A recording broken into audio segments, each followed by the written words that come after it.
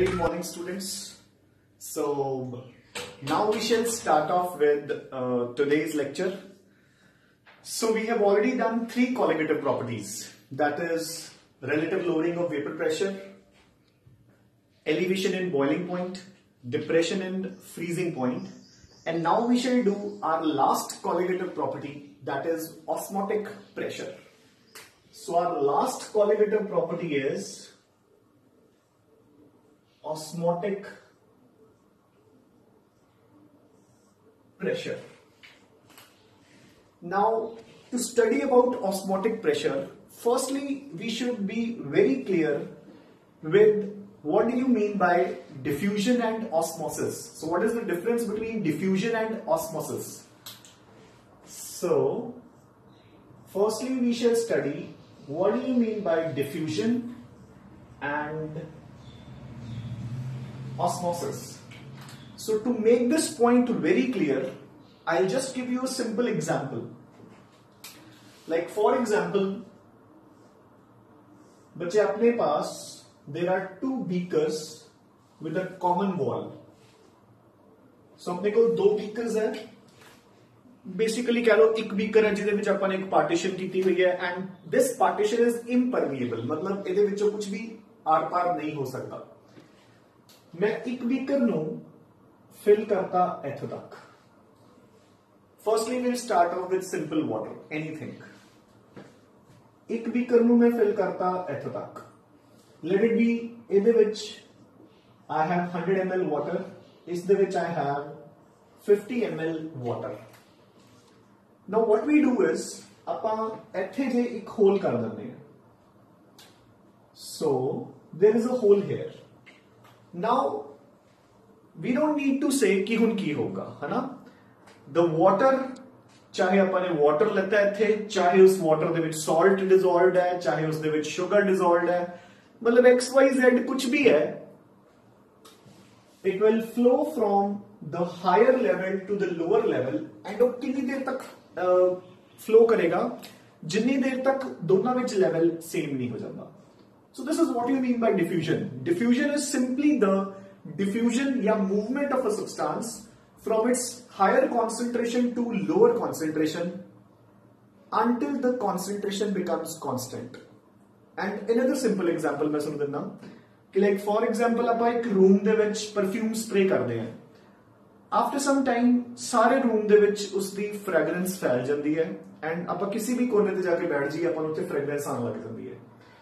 ਉਹ ਕਿਉਂ ਹੋਇਆ? ਕਿਉਂਕਿ ਜਦੋਂ ਆਪਾਂ ਇਸ ਨੂੰ ਸਪਰੇ ਕੀਤਾ ਸੀ, ਜਿੱਥੇ ਸਪਰੇ ਕੀਤਾ ਉੱਥੇ ਉਸ ਦੀ ਕਨਸੈਂਟ੍ਰੇਸ਼ਨ ਵਾਸ ਹਾਇਰ, ਬਾਕੀ ਰੂਮ ਦੇ ਵਿੱਚ ਕਨਸੈਂਟ੍ਰੇਸ਼ਨ ਵਾਸ ਜਾਂ ਕਹ ਲਓ ਨਹੀਂ ਸੀ ਜਾਂ ਲੋਅਰ. ਹੌਲੀ ਹੌਲੀ ਉਹ ਫੈਲਦਾ ਗਿਆ ਐਂਡ ਅਲਟੀਮੇਟਲੀ ਪੂਰੇ ਰੂਮ ਦੇ ਵਿੱਚ ਉਸ ਦੀ ਕਨਸੈਂਟ੍ਰੇਸ਼ਨ ਕੀ ਹੋਗੀ? Same. So this is what you mean by diffusion. Diffusion is simply the movement of a substance, solid, liquid या gas या solution from its high concentration to the lower concentration till the concentration becomes same throughout. Now coming on to our main topic, जिसको ਆਪਾਂ कहते हैं osmosis. ਹੁਣ ਇੱਕ similar जी example, मैं ਹੁਣ ਇਸ ਦੇ ਵਿੱਚ ਬੱਚੇ ਇੱਕ again ਇੱਕ beaker ਲਿਆ, again ਉਸ ਦੇ ਵਿੱਚ ਇੱਕ partition ਕਰਤੀ. Now this is a partition, but ਇਹ partition ਹੁਣ impermeable ਨਹੀਂ ਹੈ. ਇਸ partition ਨੂੰ ਆਪਾਂ ਕਹਾਂਗੇ this is a So SPM ਨੂੰ ਆਪਾਂ ਕਹਿੰਦੇ ਹਾਂ ਬੱਚੇ semi permeable membrane. Semi ਦਾ ਮਤਲਬ ਕੀ ਹੁੰਦਾ? Half, not full, है ना? So semi permeable membrane ਕੀ ਹੁੰਦੀ ਹੈ? ਜਿਸ ਦੇ ਵਿੱਚੋਂ solvent pass ਹੋ ਸਕਦਾ ਹੈ but solute particles they cannot pass. So ਯਾਦ ਰੱਖਣਾ ਹੈ semi permeable membrane is a membrane ਜਿਸ ਦੇ ਵਿੱਚੋਂ solvent can pass but not the solute. ਕੁਝ examples semi permeable membrane ਦੀਆਂ ਅਗਰ ਮੈਂ ਤੁਹਾਨੂੰ ਦੇਵਾਂ ਆਪਣੀ ਰੀਅਲ ਲਾਈਫ ਚੋਂ ਤਾਂ ਦੇਖੋ अपने जो स्टोमक इंटेस्टाइन्स वगैरह होंदे ने उन्हां दी लाइनिंग जिहड़ी हुंदी है that is all semi permeable. चलो हुण ओह तां आपां नूं कॉमनली देखण नूं नहीं मिलदा हो जा कुछ. ग्रेप्स दा जो ऊपर वाला छिलका हुंदा है ना, the peel, that is a semi permeable membrane. Another very good example जो बच्चे एग्स खांदे हैं, एग्स दे विच तुसीं देखिया होगा कि पहला एक हार्ड शैल हुंदा है वाइट कलर दा, दैट इज impermeable. उसदे विचों पानी आर पार नहीं हो सकता. बट उस हार्ड शैल तो अंदर ਤੇ ਜਿਹੜਾ ਐਗ ਵਾਈਟ ਪੋਰਸ਼ਨ ਹੁੰਦਾ ਉਸ ਤੋਂ ਬਾਹਰ ਵਿਚਾਲੇ ਇੱਕ ਪਤਲੀ ਜੀ ਮੈਂਬਰੇਨ ਹੁੰਦੀ ਹੈ, ਅਗਰ ਤੁਸੀਂ ਦੇਖਿਆ ਹੋਵੇ, ਬਿਲਕੁਲ ਬਿਲਕੁਲ ਪਤਲੀ ਜੀ membrane, that is also semi permeable membrane। ਉਸ ਦੇ ਵਿੱਚੋਂ ਪਾਣੀ ਆਰ ਪਾਰ ਹੋ ਸਕਦਾ ਹੈ, but not the solute particles. ਜਿਹੜੇ ਐਗ ਦੇ ਪ੍ਰੋਟੀਨਸ ਨੇ ਉਹ ਉਸ ਚੋਂ ਬਾਹਰ ਨਹੀਂ ਆ ਸਕਦੇ, ਨਾ ਹੀ ਕੁਝ ਅੰਦਰ ਜਾ ਸਕਦਾ ਹੈ। ਵਾਟਰ ਜ਼ਰੂਰ ਉਸ ਚੋਂ ਬਾਹਰ ਜਾਂ ਅੰਦਰ ਹੋ ਸਕਦਾ ਹੈ। ਸੋ that is called a semi permeable membrane। ਹੁਣ ਮੈਂ ਇਸ ਦੇ ਵਿੱਚ ਇੱਕ semi permeable membrane ਲਗਾਤੀ ਬੱਚੇ। ਨਾਓ what I do, ਮੈਂ ਅਗੇਨ ਇੱਥੇ ਕੀ ਕੀਤਾ,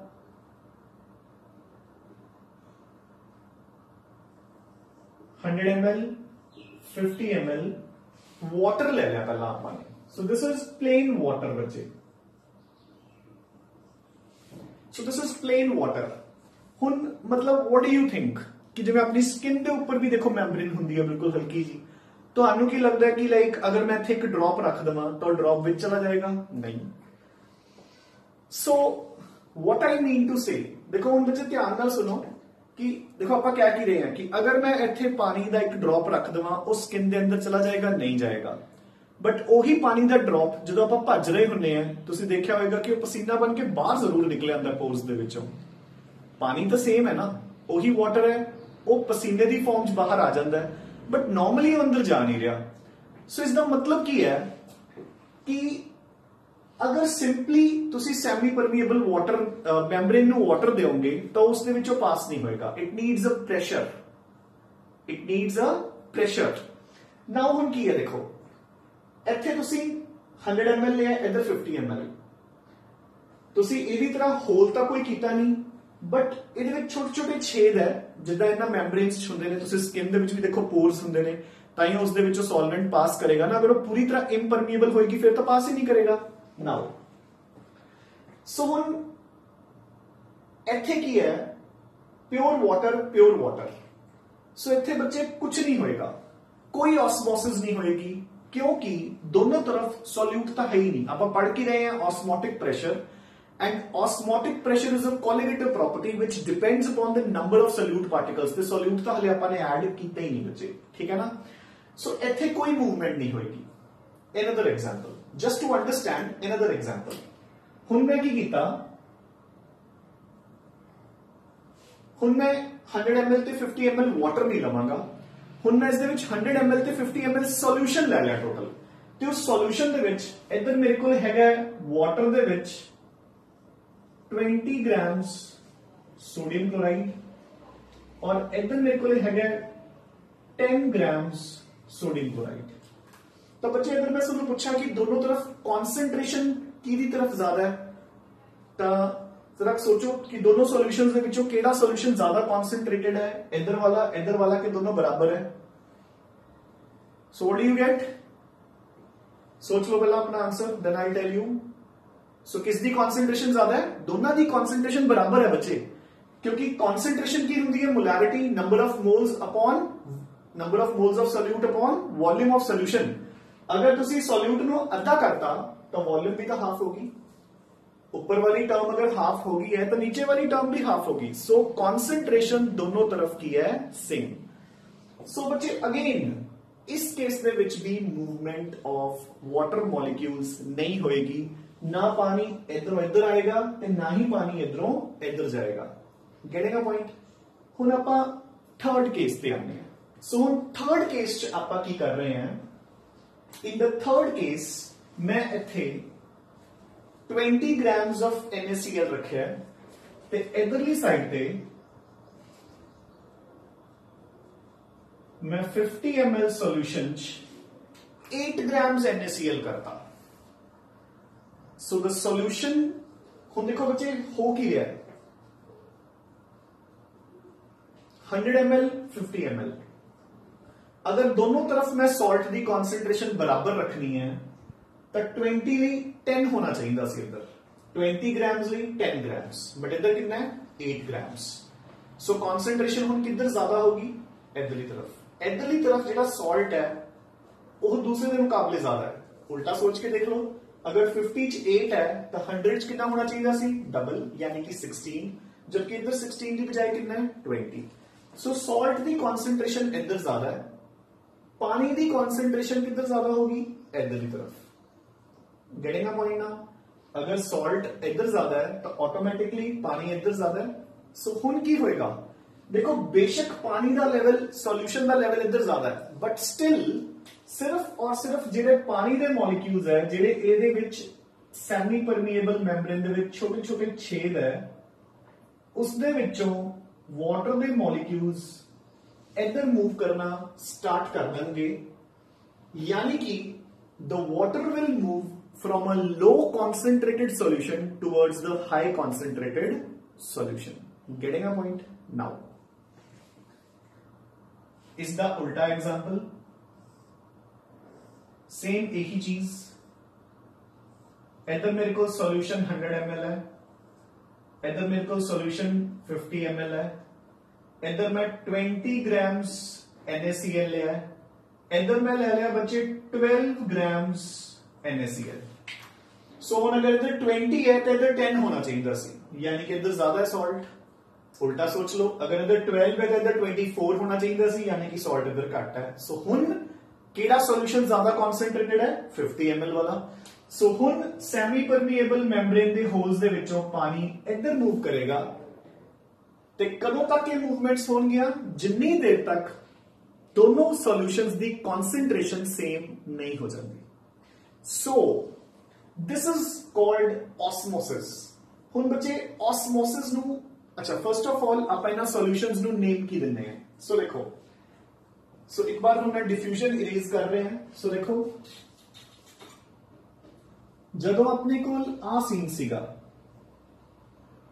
इधर 20 ग्राम्स NaCl और इधर 10 ग्राम्स, दोनों तरफ कॉन्सेंट्रेशन सेम है, तो इसनों आप कहने हैं आइसोटोनिक सॉल्यूशंस। इधर सो कॉन्सेंट्रेशन किधर ज्यादा सीगी? इधर। इस सॉल्यूशन को आप कहांगे बच्चे हाइपरटोनिक, इसनों आप कहांगे हाइपोटोनिक। जिधर कॉन्सेंट्रेशन ज्यादा है उधर हाइपरटोनिक सॉल्यूशन, जिधर घट है उधर हाइपोटोनिक सॉल्यूशन। सिमिलरली इधरली तरफ इधर मूव कर रहे हैं, सो इधर का ज्यादा कॉन्सेंट्रेटेड है, सो this is your hypertonic solution and this is your hypotonic solution. So now अच्छा, हाइपर ते हाइपो दोनों ਲਈ एक कंबाइंड टर्म ਹੁੰਦੀ है जिसनों आप कहने हैं पैराटोनिक। So depending upon the concentration या ऑस्मोटिक प्रेशर, आप solutions are of two types. अगर दोनों तरफ कॉन्सेंट्रेशन सेम है तो आइसोटोनिक, अगर डिफरेंट है तो पैराटोनिक। जिधर ज्यादा है वो हाइपरटोनिक, जिधर घट है वो हाइपोटोनिक। नाउ हुन ऑस्मोसिस ਨੂੰ ਆਪਾਂ ਕਿਵੇਂ ਡਿਫਾਈਨ ਕਰਦੇ ਹਾਂ? ਸੋ ਬੱਚੇ ਧਿਆਨ ਨਾਲ ਸੁਣਿਓ, ਆਪਾਂ ਤਿੰਨ ਤਰੀਕੇ ਨਾਲ ਡਿਫਾਈਨ ਕਰ ਸਕਦੇ ਹਾਂ ऑस्मोसिस ਨੂੰ। सो ऑस्मोसिस जिवें ਆਪਾਂ ने डिफ्यूजन ਨੂੰ ਕਿਹਾ ਸੀ ਕਿ it is the movement of a substance from its high concentration to low concentration till the concentration becomes same throughout. ऐसे ही ऑस्मोसिस ਨੂੰ ਆਪਾਂ ਕਿਵੇਂ ਡਿਫਾਈਨ ਕਰਦੇ ਹਾਂ कि it is the process of the movement of the solvent particles only from a hypotonic solution to a hypertonic solution, from a hypotonic solution to the hypertonic solution till the concentration on both the sides becomes equal. Second definition, it is the movement of solvent molecules only through a semi-permeable membrane from a solution with low concentration to high concentration till the concentration on both the sides become equal. Third definition, हुण देखो बच्चे मैं इत्थे ये नहीं mention किया कि from low concentration of solute to high concentration of solute, क्योंकि कॉन्सेंट्रेशन का मतलब ही की हुंदा है सोल्यूट दी कॉन्सेंट्रेशन। अगर आप कुछ नहीं मेंशन कर रहे, अगर आप सॉल्वेंट की गल करिए तो आपको मेंशन करना पड़ेगा। So third definition is osmosis may be defined as the movement of solvent particles only through a semi permeable membrane from a solution of high solvent concentration to the low solvent concentration. So these are the three ways by which you can define osmosis. Now how do you define osmotic pressure? So बच्चे देखो इधर ਨੂੰ move कर रहे हैं, अगर मैं इसकी मूवमेंट इधर ਨੂੰ रोकनी होवे ਤਾਂ ਮੇਰੇ ਕੋਲ ਕੀ ਤਰੀਕਾ ਹੈ, ਮੈਂ ਇਧਰਲੇ ਪਾਸੇ ਪ੍ਰੈਸ਼ਰ ਅਪਲਾਈ ਕਰ ਦਿੰਦਾ ਇਸ ਲੈਵਲ ਤੱਕ। ਜਦੋਂ ਮੈਂ ਇਧਰ ਪ੍ਰੈਸ਼ਰ ਅਪਲਾਈ ਕਰ ਦੂੰਗਾ ਤਾਂ ਇਹਦੀ ਮੂਵਮੈਂਟ ਰੁਕ ਜੂਗੀ, ਬਲਕਿ ਮੈਂ ਇਹਨੂੰ ਇਨਵਰਸ ਵੀ ਕਰ ਸਕਦਾ। ਜੇ ਮੈਂ ਧੱਕਾ ਕਰੂੰਗਾ ਤਾਂ ਇਧਰ ਨੂੰ ਧੱਕਾ ਕਰੂੰਗਾ ਤਾਂ ਹੋ ਸਕਦਾ ਸੋਲਵੈਂਟ ਇਧਰ ਨੂੰ ਵੀ ਮੂਵ ਕਰ ਜਾਵੇ, ਜਿਸ ਨੂੰ ਆਪਾਂ ਕੀ ਟਰਮ ਦਿੰਦੇ ਆ, ਹਾਂਜੀ, ਰਿਵਰਸ ਆਸਮੋਸਿਸ। ਆਸਮੋਸਿਸ ਨੂੰ ਪ੍ਰੈਸ਼ਰ ਦੇ ਨਾਲ ਫੋਰਸਫੁਲੀ ਧੱਕੇ ਨਾਲ ਉਲਟੀ ਡਾਇਰੈਕਸ਼ਨ 'ਚ ਤੋੜ ਦੇਣਾ, ਦੈਟ ਇਜ਼ ਕਾਲਡ ਰਿਵਰਸ ਆਸਮੋਸਿਸ, ਜਿਸ ਨੂੰ ਆਪਾਂ ਆਪਣੇ ਘਰਾਂ 'ਚ ਕਾਮਨਲੀ ਕਿੱਥੇ ਯੂਜ਼ ਕਰਦੇ ਆ, ਆਰਓ ਸਿਸਟਮਸ, ਰਿਵਰਸ ਆਸਮੋਸਿਸ ਸਿਸਟਮਸ। ਸੋ ਦੇਖੋ, अगर मैं इथों प्रेशर लगावा तो नैचुरल है इधर ਨੂੰ मूवमेंट घट जाऊगी, क्योंकि इधर ਨੂੰ ऊपर जाने लिए कोई लेवल ऊपर करने लिए कोई जगह ही नहीं बची। So the pressure applied on the hypertonic solution towards the hypertonic solution to prevent the process of osmosis, it is called osmotic pressure. समझ गए ना? नाउ सो जो ऑस्मोटिक प्रेशर भी ऑस्मोटिक प्रेशर का मैथमेटिकल फॉर्मूला होता है, वो की होता है बच्चे? देखो +1 तुसी करते सी, इफ यू रिमेंबर आप इत्थे आवांगे दोबारा, PV is equal to nRT, ideal gas equation सबनों याद होगा। बस इत्थे इसी फॉर्मूले नु आपां की लिख दांगे, P दी बजाए पाई। सो पाई की है इत्थे ऑस्मोटिक प्रेशर, एंड n दी जगह ते आपां लिख दांगे NB। NB मतलब सोल्यूट दे नंबर ऑफ मोल्स। सो उत्थे किसी number of moles of a gas, इत्थे है number of moles of solute. So pi v is equal to NB by RT। So this implies pi is equal to NB by V RT। So number of moles बटा volume की होता है molarity, यानी कि concentration. So this implies pi is equal to CRT। So देखो osmotic pressure is directly proportional to concentration. देखो R तो constant ही सीगा, जो टेम्परेचर है अगर वो कांस्टेंट होवे तो यानी कि जितनी थोड़ी कॉन्सेंट्रेशन ज्यादा होगी सॉल्यूशन की, उतना ही उसका ऑस्मोटिक प्रेशर भी ज्यादा होगा। So pi is directly proportional to C। आप इस फॉर्मूले पे वापस आवांगे, बट ये फॉर्मूला सुनो मैं इत्थे क्यों दस्या? इत्थे इसनु दस्सण दा मतलब की है कि तुसी आइसोटोनिक सॉल्यूशंस नु एक होर तरीके नाल डिफाइन कर सकते हो। सो पहली डेफिनेशन की सी कि जिस सॉल्यूशन की कॉन्सेंट्रेशन दोनों दी सेम होवे उन्हों आप आइसोटोनिक कहते हैं। Now you can say isotonic solutions are those which have same osmotic pressure. ते हाइपर ते hypo, hypertonic the solution with greater osmotic pressure hypertonic, lower osmotic pressure hypotonic. You getting a point?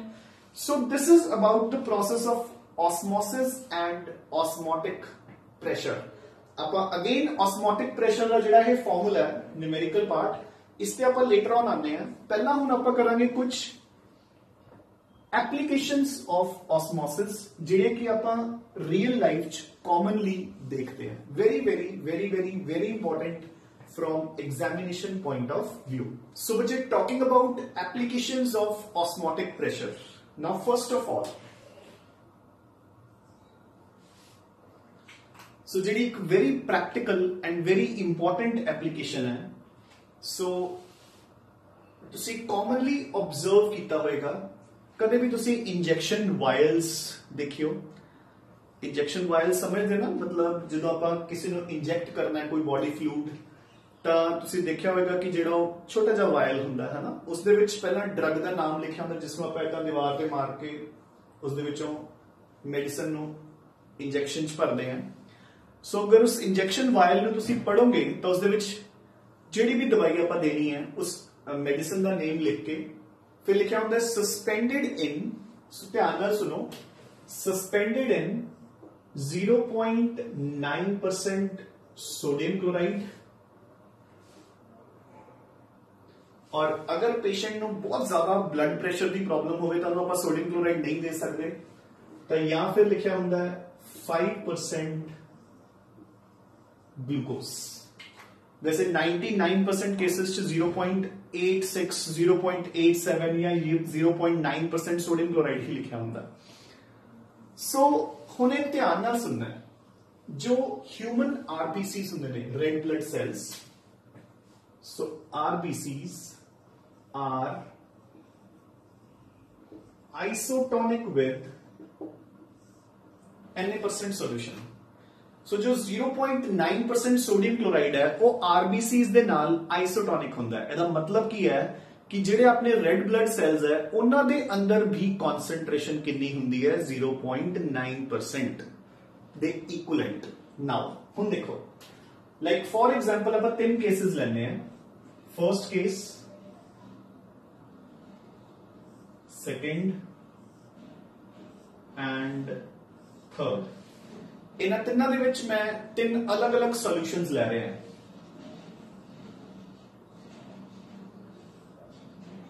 First solution है जेड़ा it contains 0.9% NaCl, दूसरा 1.5% NaCl, तीसरा pure water कह लो और 0.9 तो घट कह लो 0.5% NaCl। फाइन। हुण तीन अलग अलग केसेस है। हुण मैं की कर रहे हैं, मैं इन्हां दे विच ह्यूमन आरबीसीज रख देना।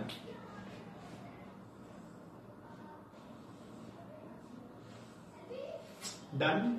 सो मेरा तिन्नां दे विच ह्यूमन आरबीसीज रखते। बच्चे ध्यान नाल इसनूं ध्यान नाल समझियो एंड अपने नोट्स च इंक्लूड कर लियो and it is very important. वैसे थोड़े नोट्स च भी मैंशनड है जो मैं तुहानूं प्रोवाइड कीते हैं, बट स्टिल तुसीं अपने हैंड रिटन नोट्स च इंक्लूड करियो। सो इत्थे की होएगा, इत्थे the RBCs will remain intact. इत्थे कोई प्रॉब्लम नहीं आएगी। क्यों नहीं आएगी? क्योंकि अंदर भी 0.9% है, बाहर भी 0.9% है। दोनों सॉल्यूशंस की ने आइसोटोनिक। सो दोनों सॉल्यूशंस आपस च की है isotonic. So solution the solvent the movement नहीं होएगी। Getting a point? नाउ हुण एवले केस चल जो बाहर वाला है दैट इज हाइपर। अंदर 0.9% है, बाहर 1.5% है। सो जेड़ा बाहर वाला हाइपरटोनिक हो गया, अंदर वाला हाइपो। पानी की मूवमेंट किथे हुंदी है फ्रॉम हाइपो टू हाइपर। सो जेड़ा आरबीसीज दे विच वाटर है that will move out, osmosis शुरू होएगी तो आरबीसीज जो बाहर आएगा एंड इस मूवमेंट को आप कहने हुंदे बच्चे बाहर आन नू एक्स ऑस्मोसिस। बच्चे ये मेंशन करना जरूरी है एक्स ऑस्मोसिस। जिन्नी देर तक मेंशन नहीं करोगे थोड़े मार्क्स नहीं मिलेंगे। हुण देखो रिजल्ट की होएगा, जेड़ा ये आरबीसी है इट विल श्रिंक। उसदे विचों पानी बाहर आ गया तो श्रिंक हो जाएगा।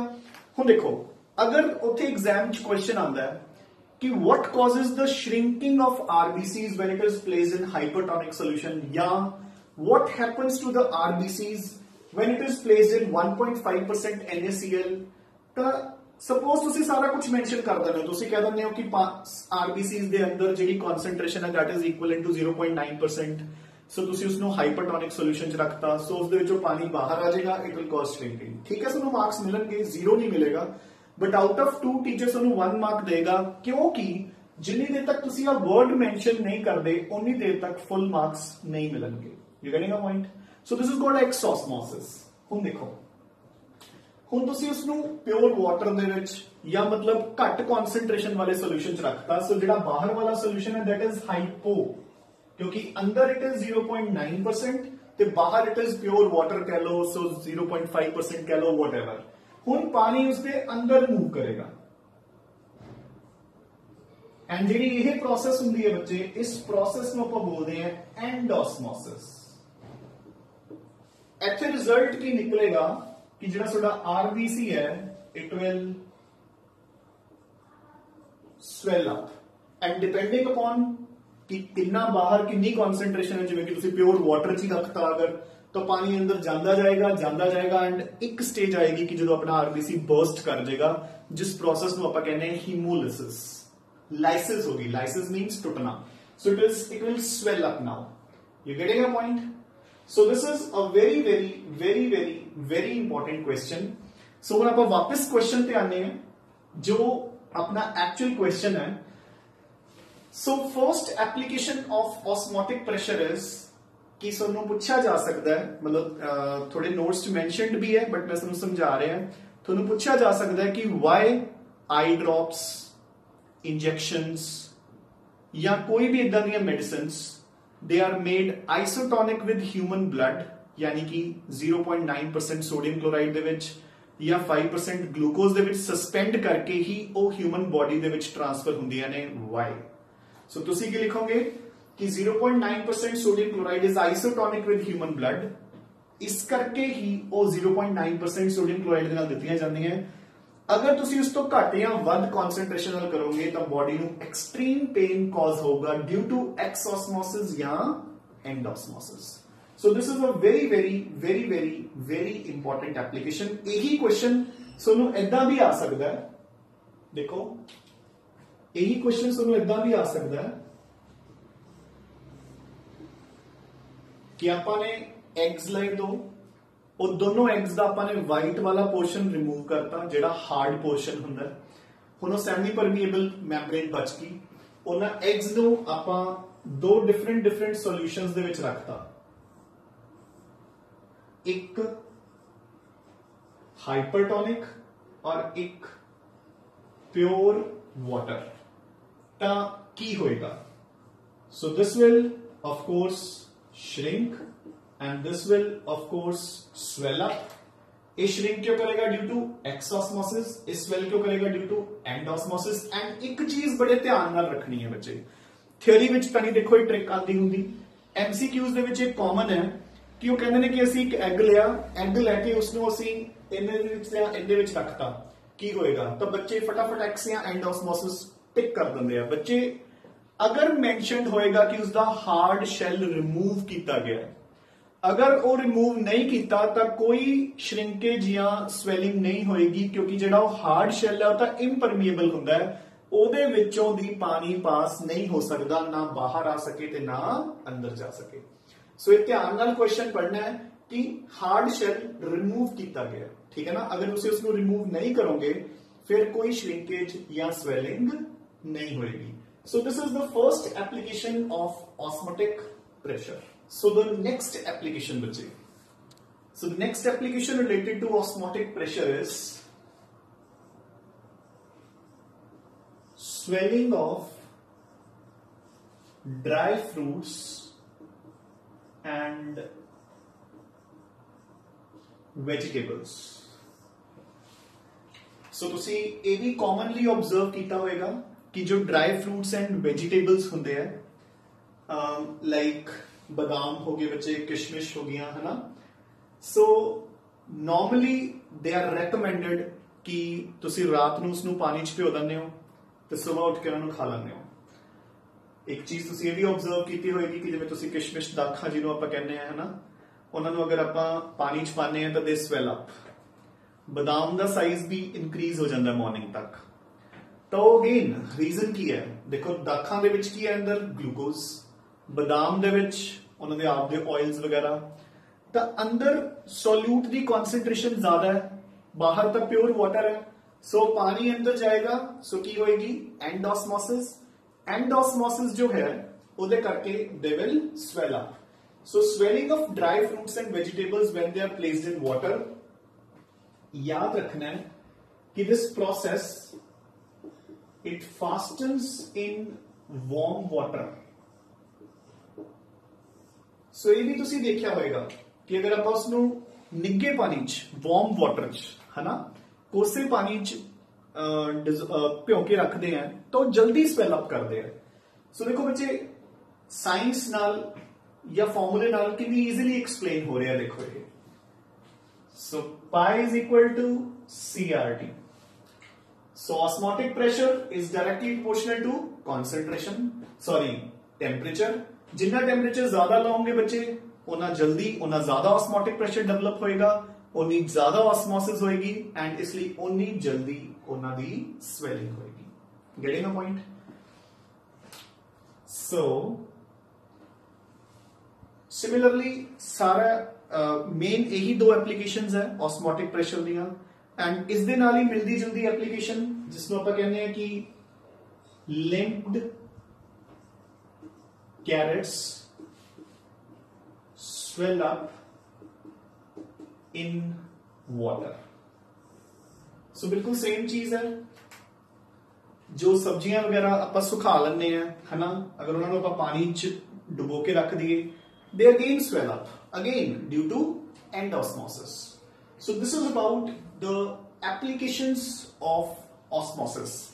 I hope this is very much clear to you. So now we shall move on to its mathematical formula जो अपन न्यूमेरिकल्स च यूज करना है, and it is very very very very very important. So देखो,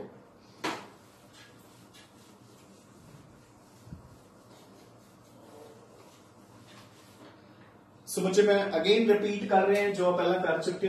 सो according to ideal gas equation PV is equal to nRT. So मैं इस pressure की जगह पे लिख दूंगा पाए, जिसको आप कहते हैं osmotic pressure.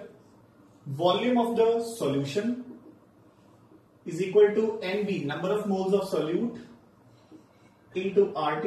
So this implies pi becomes equal to NB by VRT. Volume is in liters. So this implies pi is equal to CRT. So बच्चे मैं अगेन ਸਾਨੂੰ ਰਿਵਾਈਜ਼ ਕਰਵਾ ਦਵਾਂ ਜੋ ਆਪਾਂ ਨੇ R ਦੀਆਂ ਵੈਲਿਊਜ਼ ਕੀਤੀਆਂ ਸੀ. ਮੈਂ ਤੁਹਾਨੂੰ ਕਿਹਾ ਸੀਗਾ ਕਿ ਇਹਨਾਂ ਨਿਊਮੈਰੀਕਲਸ ਦੇ ਵਿੱਚ ਬੱਚਿਆਂ ਨੂੰ ਪ੍ਰੋਬਲਮ ਹੀ ਇਹ ਆਉਂਦੀ ਹੁੰਦੀ ਹੈ ਕਿ R ਦੀ ਵੈਲਿਊ ਕੀ ਪੁੱਟ ਕਰੀਏ. ਸੋ ਧਿਆਨ ਰੱਖਣਾ ਹੈ ਪ੍ਰੈਸ਼ਰ, वॉल्यूम एंड आर. अगर सानू प्रेशर दिता है एटमोस्फेयर दे विच और वॉल्यूम हैगी है लीटर या डेसीमीटर क्यूब, लीटर ते डेसीमीटर क्यूब इक्को ही गल हुंदी है बच्चे. आर दी वैल्यू कितनी पुट कर रहे सी आपां 0.0821. अगर प्रेशर दिता है बार दे विच ते वॉल्यूम हैगी है अगेन लीटर या डेसीमीटर क्यूब, तां आर दी वैल्यू आएगी 0.0831. एक चीज बच्चे याद रख ध्यान च रखनी है कि नॉर्मली जो एटमोस्फेयर च होवे तां वो लीटर दिंदे हुंदे ने, बार दे नाल डेसीमीटर क्यूब दिंदे हैं.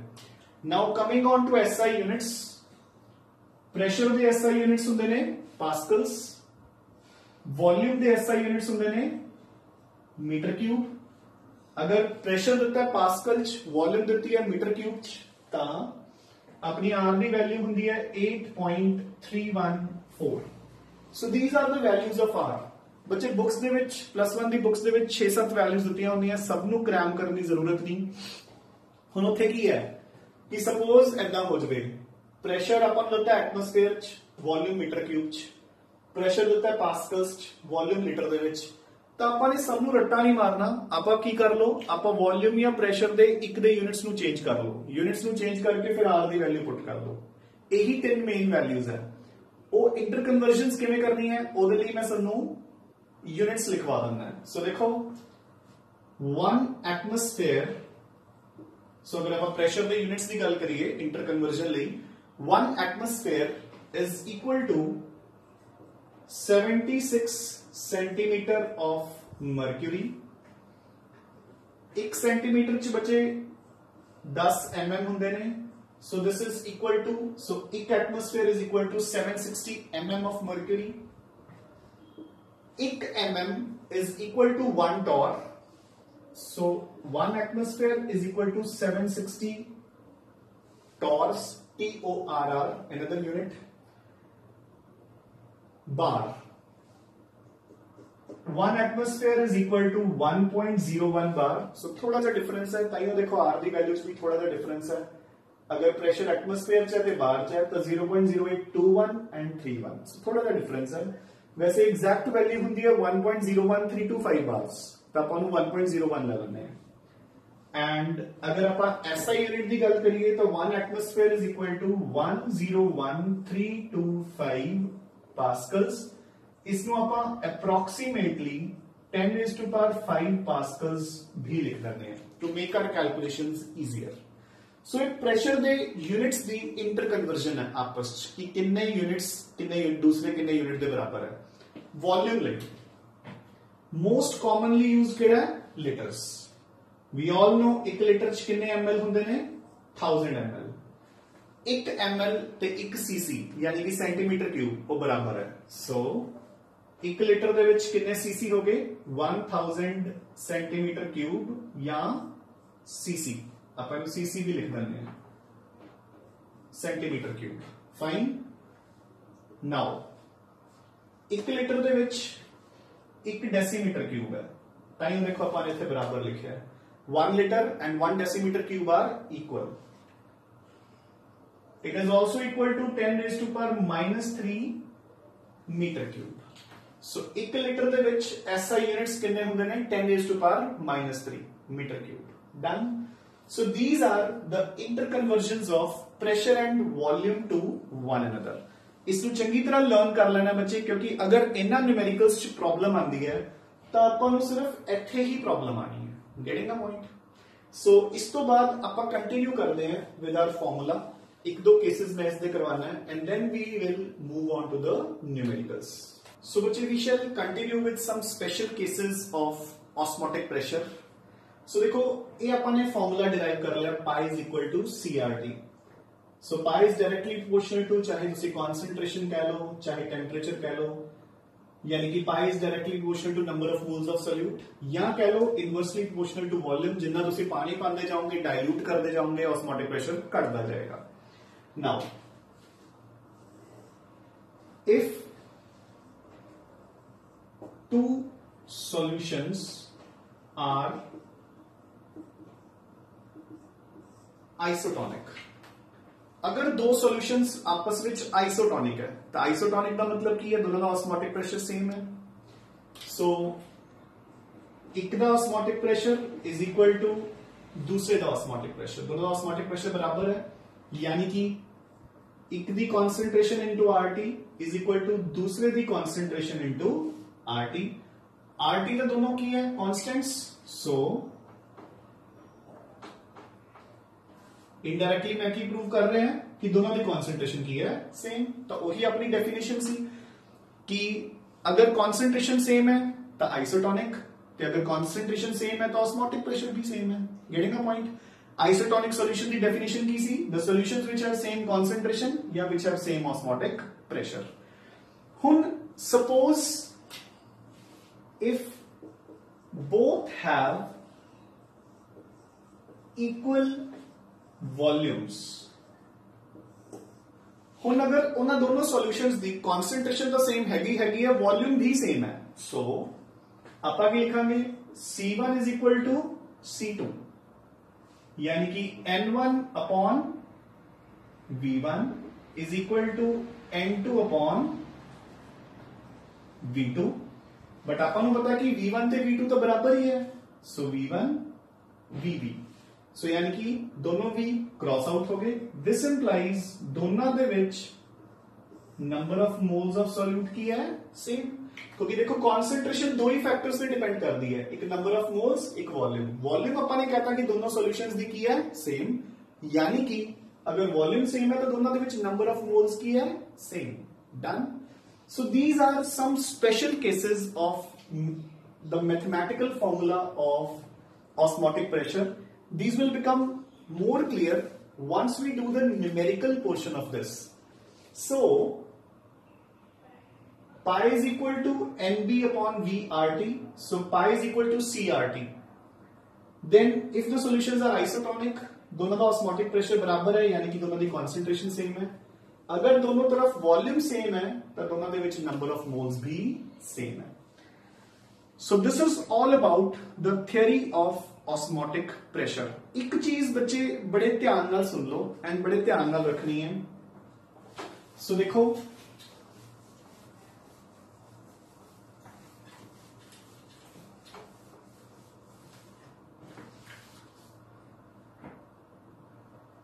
बेसिकली अपने हम चार क्वालिटेटिव प्रॉपर्टीज पूरी कर लिया.